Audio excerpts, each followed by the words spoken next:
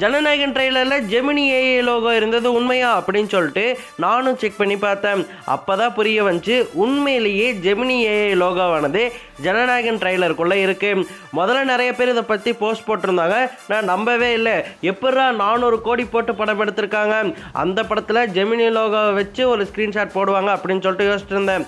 அதுக்கப்புறம் தான் அந்த ட்ரெய்லரை டவுன்லோட் பண்ணி நான் ஸ்க்ரீன்ஷாட் எடுக்கும்போது தான் தெரிஞ்சு உண்மையிலேயே ஜெமினி ஏஐ லோகோ வச்சுருக்காங்க. அதாவது இந்த ட்ரெய்லருக்குள்ளே ஜெமினியில் ஜெனரேட் பண்ணப்பட்ட ஒரு ஏஐ இமேஜை வச்சுருக்காங்க. எதுக்காக அப்படின்னு சொல்லிட்டு தெரியல. அது 24வது நொடியில் வெறும் மில்லி செகண்ட் மட்டும்தான் வருது. எதுக்காக அத்தனோடு ஃப்ரேம் தேவையில்லாமல் ஜெமினியில் ஜெனரேட் பண்ணிவிட்டு அதுக்காக உள்ள சொருகியிருக்கீங்க? அது கூட வாட்டர் மார்க் கூட அழிக்காமல் சப்ஸ்கிரிப்ஷன் பே பண்ணி இருந்தாலாச்சு அந்த வாட்டர் மார்க்காச்சும் போயிருக்கும்.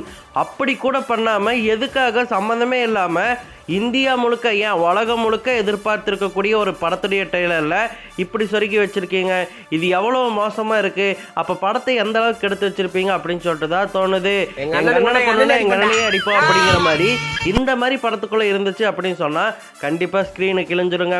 400 கோடி போட்டு எடுக்கிறாங்க. தளபதியுடைய கடைசி படம் அப்படின்னு இருக்கும்போது அதில் ஒரு குறை கூட இருக்கக்கூடாது.